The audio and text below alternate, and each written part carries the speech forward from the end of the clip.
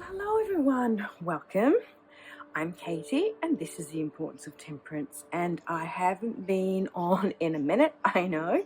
So today I thought I would do this tarot tag that I came across. I was perusing tarottube yesterday looking for a new tag to do. I came across First Five, Last Five, and this is a tag by the lovely Moonflower Moments. And I thought this was really interesting because what she's done is she's shown the first 5 decks that introduced her to tarot and sort of delineates her sort of journey at the beginning, and then the last 5 decks that she's purchased showing where she started and now where she's at in her practice, and what that kind of sort of says about the journey and about the practice over the years that she's been doing tarot. Now I thought that would be super fun to do because I'm fairly new to the tarot community. I came to tarot in 2019, so my collection is fairly recent, to say the least. Let's start off with my first 5 decks that I purchased. So grab yourself a cup of tea, a juice, a beverage of your choice, and let's get started.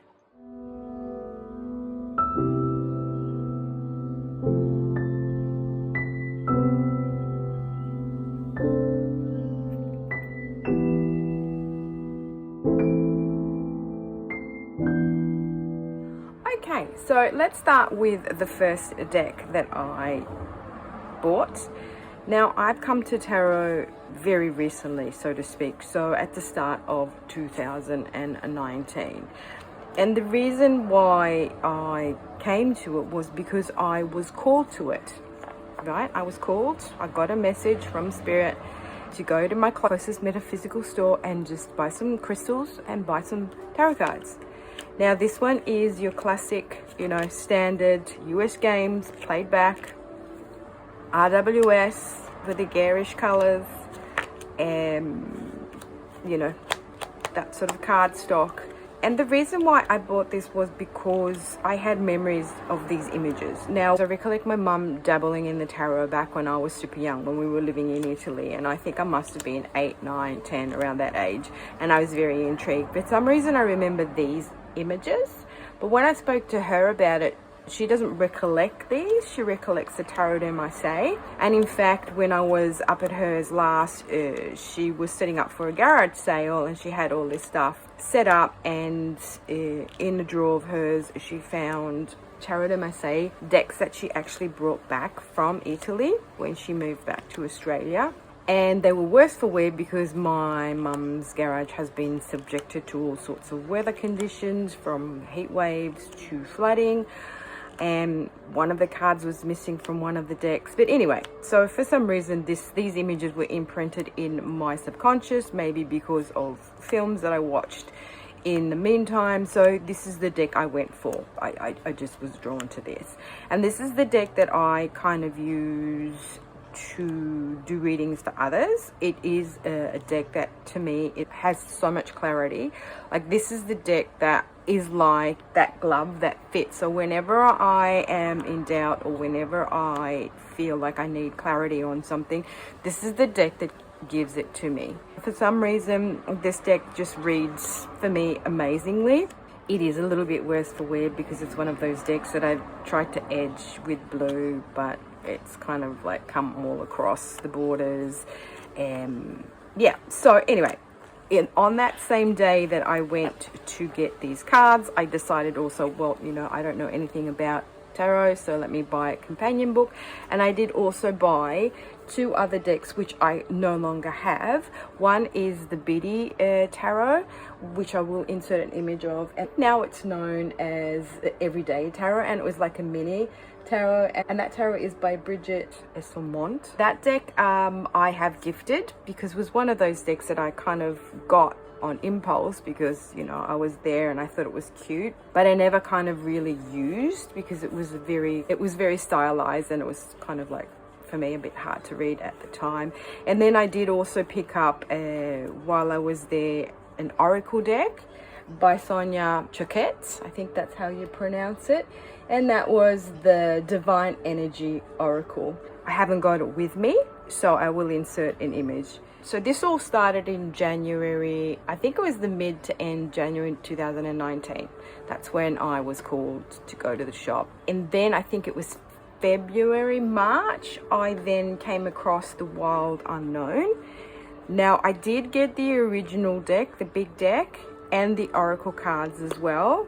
But the Oracle cards I don't have with me. They are down in Melbourne because I went overseas that year in July and I left those decks in storage with a friend of mine. I don't know if I'll ever see them again. But however, I got the big Wild Unknown tarot deck and I did get the Spirit Animal as well, the Oracle deck. Now, for some reason, I was a bit scared of this deck when I first got it. It was a bit kind of dark for me. I didn't understand it. Obviously, being new to tarot, maybe this is not like the easiest of decks to read with. And at that time, I, for some reason, found it very kind of dark and scary. There are a few cards in here that, I mean, it's absolutely gorgeous, don't get me wrong. But there are a few, like this card here, for instance, that was just, I wasn't vibing with it. So anyway, I gifted that to my flatmate who I was living with at the time because this was kind of up his alley, this artwork. And so I gifted that to him, and then my Sonia Choquette deck and my Kim Krans Oracle deck is with him. Well, he's given it to his dad for storage, so I don't know if I'll ever see those things. And then I got the Wild Unknown journal while I was at it, and this was kind of fun. It just has all her artwork and bits and pieces in there, which you can fill out and use as you want. You know, you can use it as for junk journaling or for brain dumping or just to get creative. So I got that. And at the time, so I have this, but this I repurchased recently. I think was end of last year. So that was those decks that I purchased but didn't really use. I did use the Animal Spirit deck, and I used to post images on Facebook, pulling, you know, one card a day. So the next deck that I purchased was an Oracle deck. So I'm going to do a mixture of tarot and oracle decks in this video. You can do only tarot, you can do only oracle, or you can do whatever you like if you want to do this tag. And this I was attracted to because I saw some beautiful photos of it. I think it was on Instagram? And I just fell in love with the images, and I just think this deck is beautiful.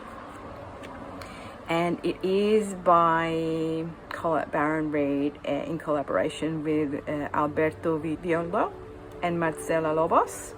So it is a very shamanic type of imagery. I think these images are beautiful. And it was kind of like one of those decks that I bonded with and made me look into connection with shamanic practices, I guess, and how the worldview of Native Americans, but also tribes all around the world, look at the connection with Earth and with obviously the divine and the creator, and how grounded these practices are. And like, we might recognize these as myths and legends, but I think they were actual real, you know, grounded in their understanding of the cosmos and the universe and how everything worked together. You know, it's just everything is interconnected, you know, and the tree of life just represents your roots in the earth and your branches up in the air. And this is kind of us, this conduit between heaven and earth. And yeah, I just love this deck. This deck is so well written too. I just love the way they give you a blurb about, you know, what the luminous warrior is all about, and then the meanings. There is like a reverse in there as well, in the sense that you've got the healing message as well as just a normal message. This is the second oracle deck that I bought. That was like after the Divine Energy Oracle, but that was kind of just like, it wasn't like a proper illustrated oracle deck. It was just more of quotes, you know, like inspirational quotes for the day. So this was the second deck that came into my life that I actually really connected with and worked with, and helped me do maybe ancestral work, grounding, understanding shamanic practices and how global they are. And then this is kind of that deck that I used a lot in 2019. I took it overseas with me when I went to Italy, and this is the Fountain Tarot. Again, I saw the images on Instagram. I instantly fell in love with the artwork. I don't know, this deck is just, to me, it's beautiful. I love it. A lot of people find this deck a bit, sorry, I'm just going to mix it up a bit too cold, I guess, or a bit too kind of, I don't know, people don't like it. I don't know if there's a division or not in the community, but I bonded with this deck. This was one of those decks that I worked with a lot. I understand this deck. I get really good readings with it at the time, because I was visiting Elba, where I had grown up in Italy. This was my card of going to the little island. See, so I visualized this is Elba, my island, and me just going there, right? So that was that card for 2019. And I don't know, I just bonded with this deck. I loved it. There are a few cards in here that I don't really like this one being the first one, the King of Coins. But everything else is just, I find it luminous. I find it full of light, and I find it full of joy. And I find it moody at the same time. I find it interesting. I enjoy the artwork. I love the Fountain card. This is just one of the extra cards that they have in the deck. Yeah, no, this was, I mean, as a beginner to tarot, this for me was one of those decks that I could easily understand and relate to. It tapped into my own moodiness and my own kind of like feels of, you know, sometimes loneliness, even if you're in a full room, you know, that sensation when you're in a full room and you're at a party, or you're in the middle of a crowd but you feel alone.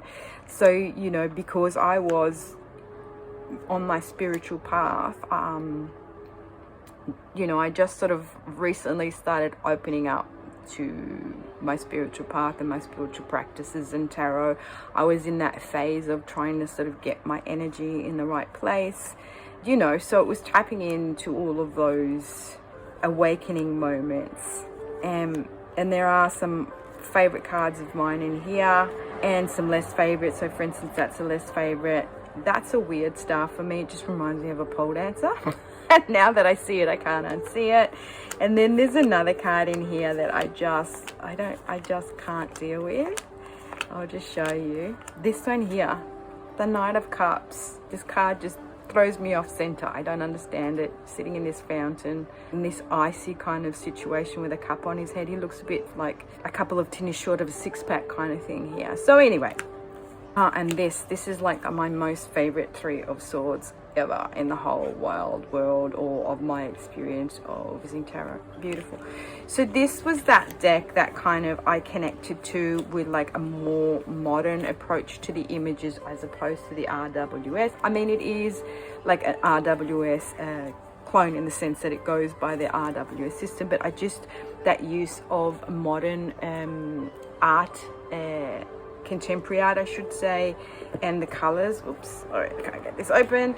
Yeah, so that was one of those decks that I really started to explore more profound meanings and understandings and intuitively read, as opposed to my R.W.S, which is more kind of like, oh, get the book, read the book, memorize the meanings, you know, get that sort of basic basis to the meanings of the cards and the illustrations of it. So, and I'm grateful to that. Now I can read the R.W.S intuitively as well, you know what I mean. But that was that, a deck study more than anything else. And then my fifth deck here was the Crow Tarot. Again, I think I saw this on, did I see it? on Instagram or Facebook, or did I just see it while I was perusing Amazon? I don't know, but I fell in love with the images. And also, I am a crow and raven person. I do believe in messages from animals, spirit messages, and I always have had a community of crows or ravens wherever I've lived, and the shenanigans. And so I was drawn to this deck. I think it's gorgeous.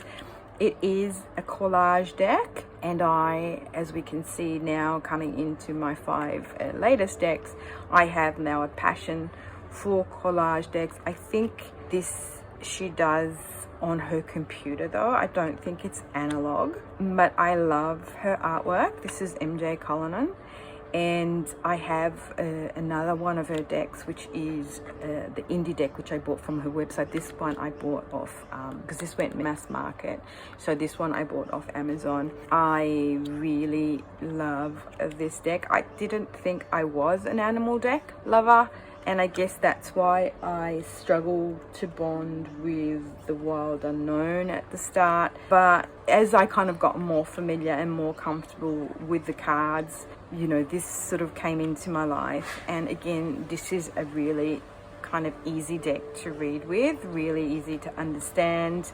I love this Hermit card. So yeah, just attracted by these beautiful images, by the artwork, by the cheeky crow or raven. Gets up to all sorts of things. So that was my 5th deck that was kind of incisive and inspirational and helped me learn more about the tarot and allow me to kind of read intuitively. At the time, for some practice, when I came back from Italy, I think I was over there for 3 months. I came back in the October or the November, and what I did was I was part of this group on Facebook. I volunteered doing readings on there, and I think that was kind of at the end. Was it at the end of 2019 or was it at the start of 2020? I can't remember. Anyway, I volunteered to do reads in this group on Facebook for the fact that I wanted to see if I would be able to read for other people. And I just wanted to see, put into practice, if I could read for other people. And I didn't want to kind of start doing it off the bat, you know, being paid for it. I just wanted to kind of see if I could do it first. You know, you do volunteer reads. It was a closed group on Facebook, and they would vet you, like you would do a test read for the people who started the group, and then people that were part of this Facebook group were entitled to get like a free read, you know, every month or so and so forth.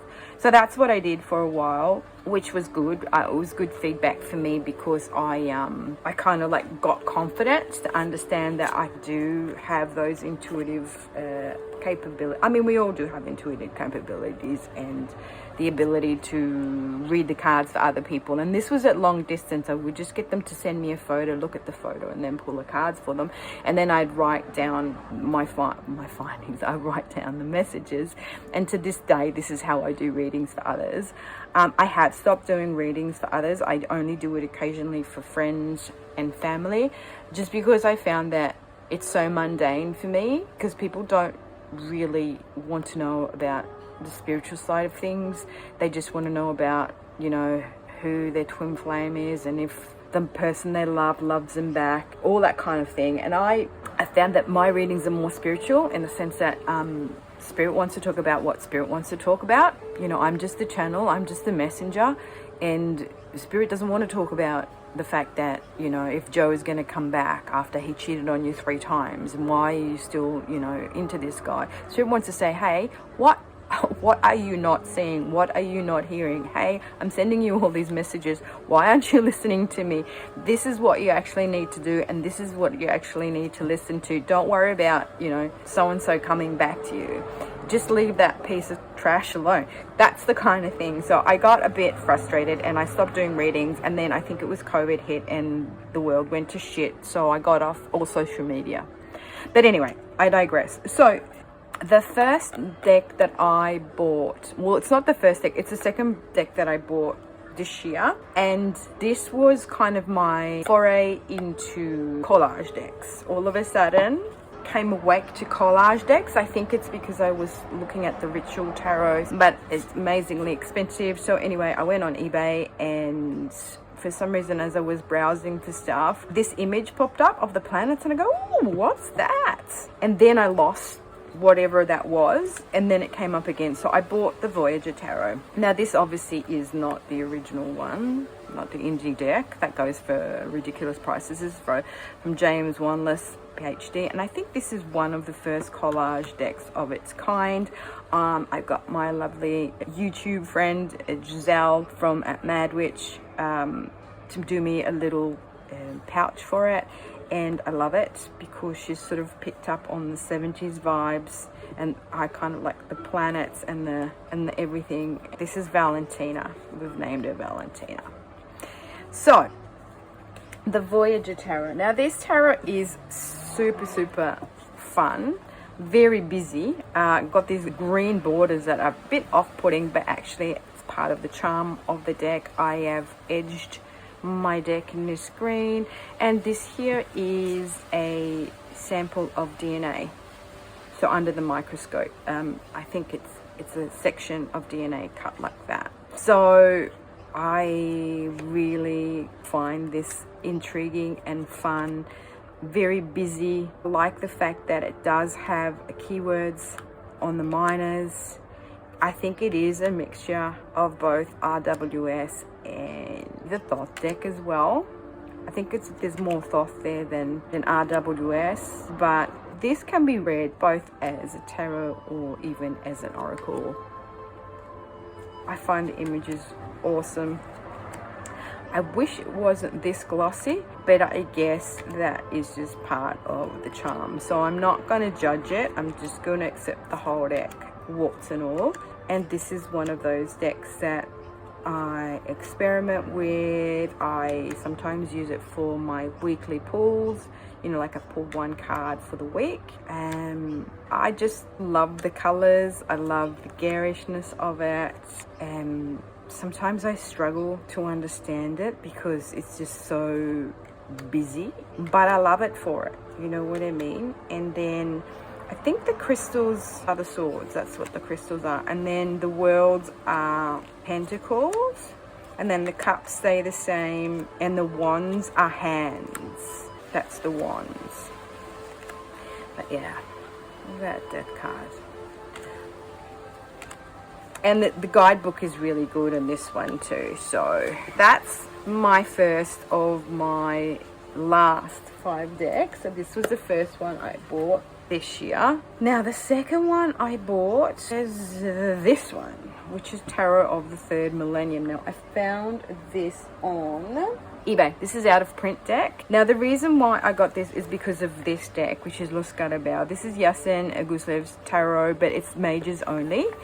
In this deck I got because of his artwork, and I was very curious about what's happened to the deck, and I discovered that this deck out of print, and it wasn't very popular, I guess, when it first came out. I found this deck, as I said, on eBay. I mean, I paid a fair bit for it, to be honest, between getting it and shipping. It only came with cellophane, like it didn't come with a box or anything, it just was wrapped in cellophane. Now this deck is something that is really weird because the mages are all like artwork, like pen drawings or pencil drawings, right? And they've got this border that looks like a subway ticket with little notches and stuff. And then the minors are really weird. They have barcodes on them, they have circuitry boards on them, and then they have an insert from the Tarot de Marseille, the Bolognese, and then it's part of a tableau. So all these images together, when you get all of the coins and all of the swords and you put them together like a puzzle, they kind of form a tableau. So by itself, you might not understand what this means, but if you have a look at Tarot de Marseille, this is the number 2, so that's the 2 of swords, and you can kind of see there is a battle going on here, and this little guy here who's holding this flag, and he's kind of looking at us, one eye is covered. But if you don't understand what that image is, you can have a look at the little tarot de Marseille in the corner there that will kind of help you understand what card it is. Also, once you put it as part of the picture, which I've done a video about this deck if you want to go check it out. But this was one of those decks that I fell in love with because of the artwork of the mages, but also it intrigued me. And just the message of this deck, there is not a lot online that you can go research and look up. It's kind of one of those decks that it was sort of put out at the turn of the 2000s when everybody was a bit uncertain, and it's even got, you know, it's not an actual real website, it is just a card. So this would be the Knave of Pentacles. So it's got all these weird barcodes on there and websites and circuitry boards and stuff, and I think it was trying to tell us we're coming into the new millennium with all this new stuff. And I think at the time it wasn't really understood, so it wasn't very popular. So I guess it went out of print very quickly. It is sort of like a plastic kind of cardstock. It is a Scarabeo deck. And it's the same with the quartz. Again, the quartz are all colorful. And if you put them all together, they form a tableau as well, an image, which kind of gives you an idea of what the message is trying to convey once it's all together. So I just found this deck intriguing. I went on the look for it. I am so glad I've got it. It's one of those decks that I connected with and understood straight away. It has a lot of medieval kind of artwork and scenery. It hails back to, you know, past centuries and how kind of we were a bit rough around the edges. And the deck wants to talk about what has really changed from when we were a bit rough around the edges and we enjoyed the spectacle of going and watching a hanging or a flogging or someone burnt at the stake, you know, like those macabre kind of situations, you know, judging people, burning them at the stake, till now. What has really changed? We're coming into the new era, the new world, you know. What's changed? Have we bettered ourselves? Have we become more educated? Have we become better human beings? And I think this deck, this is the message. Where are we at? Are we better? Like, are we wolves but in sheep's clothing? Are we trying to kind of like talk ourselves into being better than we used to be a couple of centuries back? And that's what I love about this deck. It asks questions of us. It asks questions of, and so those are the cards. That's why I know it's kind of original, because this was in there in the cellophane. And I just really love the fact that it is quite dark, I guess, but it asks real questions of us.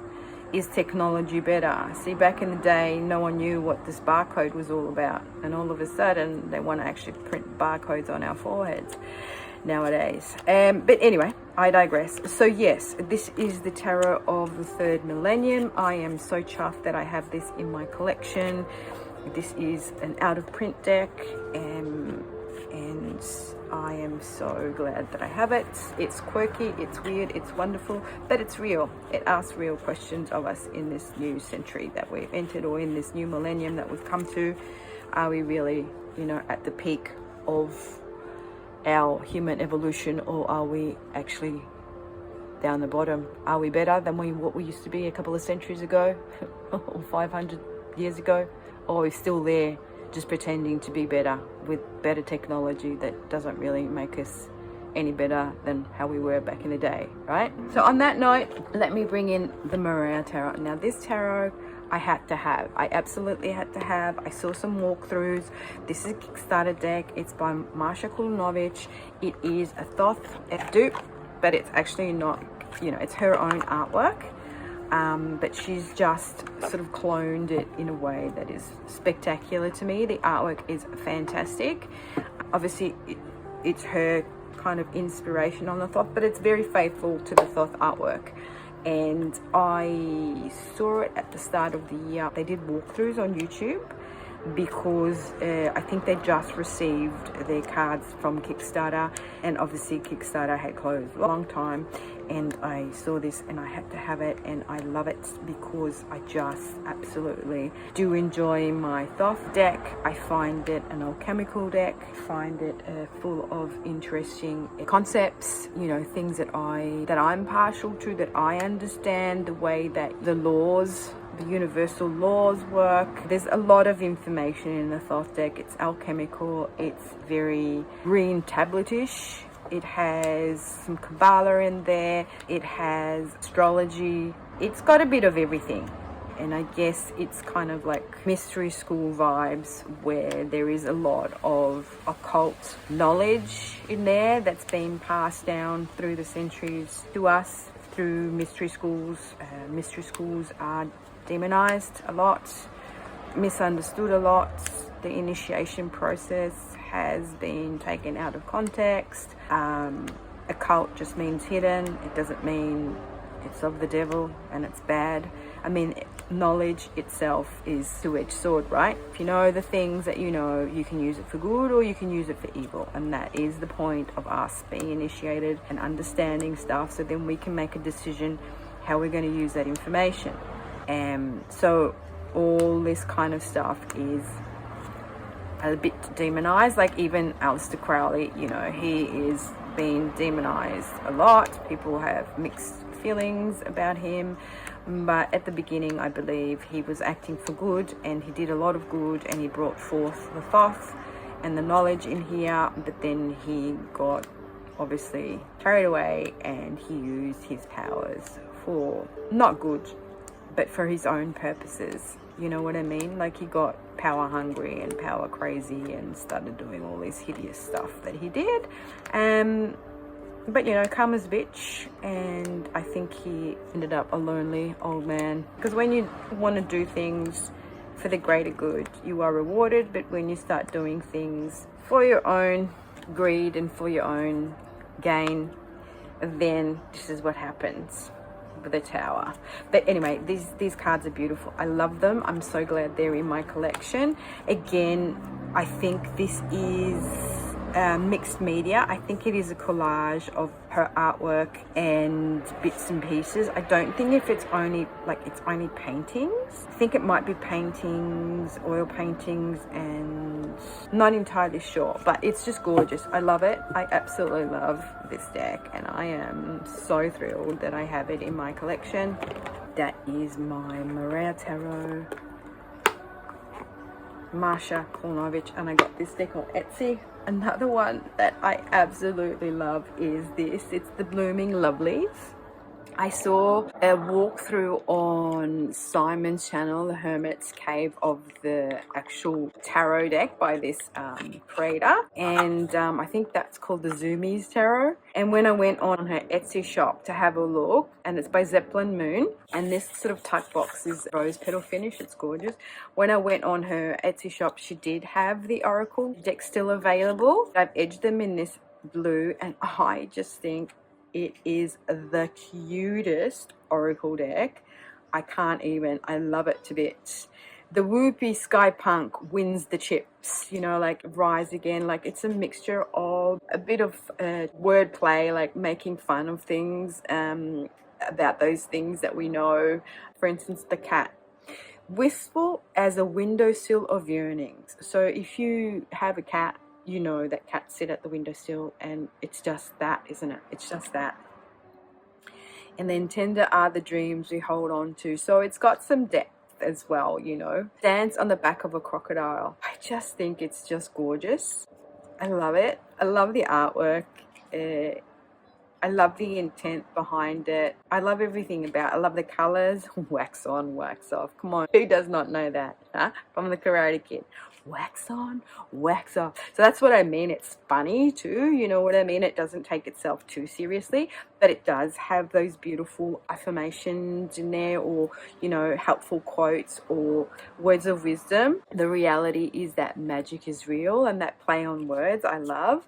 A peaceful world is worth believing in. Do you know what I mean?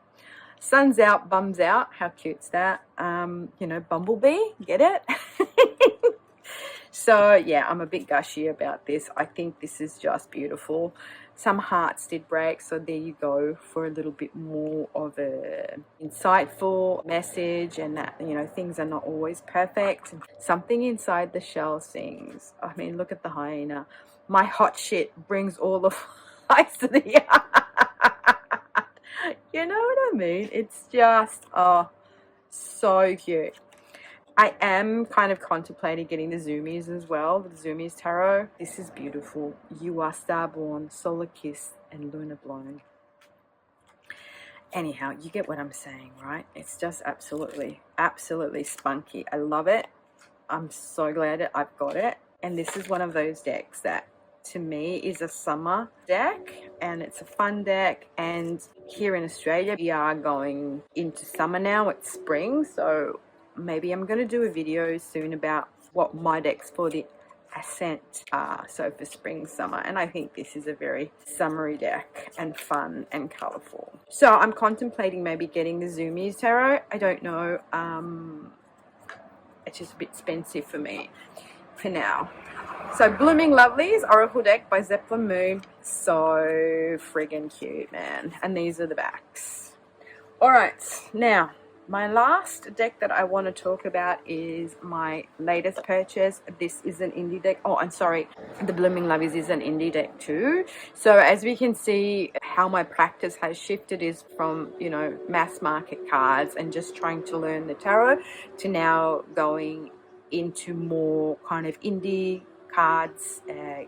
My practice has shifted in the way that I'm enjoying more art and collage style decks, and been umming and erring about getting the Ritual Tarot for the longest time. It's just so expensive. I mean, not that this was cheap. And this is the Scarab and Dahlia Tarot by Johanna, Callahan, Waldo. Again, I saw this walkthrough on Simon's channel, The Hermit's Cave. It does come with 2 death cards and an option of different lovers.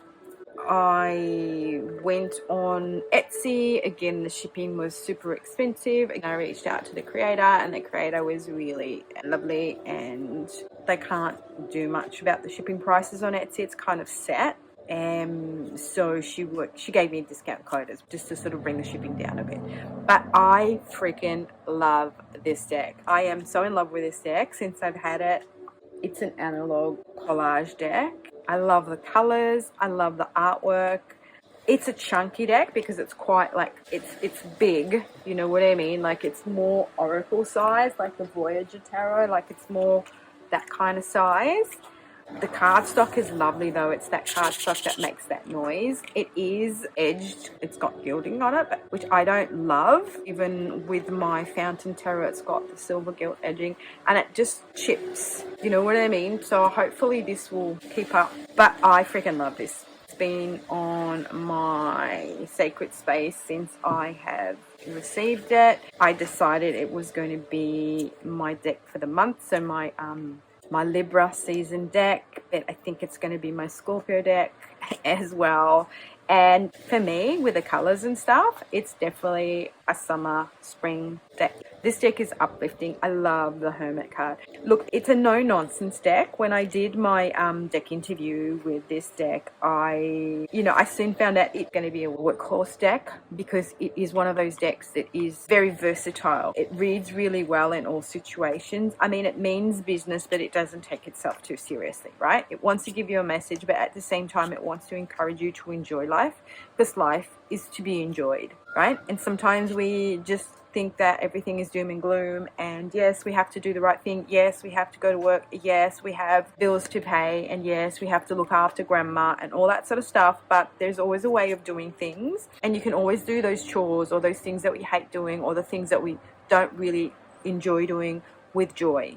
So when we approach life with a sense of fun and wonder and awe, then those chores become pleasant. So it's just about shifting that perspective, and it's very important, especially now. If we want to change the world, we do need to change our perspectives on things. And if we look at things always as heavy duty and depressing and hard to deal with and overwhelming, then that's what our world is going to be, you know. And shit happens in life. Yeah, things are not easy. Things are super hard at the moment for so many people, but at the same time, it's up to ourselves to be able to pull our socks up and get on with it and do the right thing. And the right thing is doing the right thing by others, doing the right thing by ourselves, participating when we can participate, and withdrawing when we need to withdraw, because a lot of stuff cannot be our responsibility. We need to take care of our needs first. And, you know, this deck is one of those decks that I feel that actually talks about the necessity of hard work and doing what you need to do, but at the same time looking at life from a different perspective and looking at life that even though there's shit to do, we still can enjoy doing that shit. If that makes sense. Anyway, I think I have rambled so much in this video, so thank you very much to Moonflower Moments for doing this tag. I really enjoyed having a chat about my tarot and how my practice has developed and shifted and grown during these 5 years since I first bought my first tarot deck. Yeah, so I will link all these decks in the description box below. Please reach out if you have any questions about these decks. If you want to know more, please go check out Moonflower Moments, her video. I will link that down below. And yeah, without further ado, I will say goodbye, and until my next one, ciao Lovelies.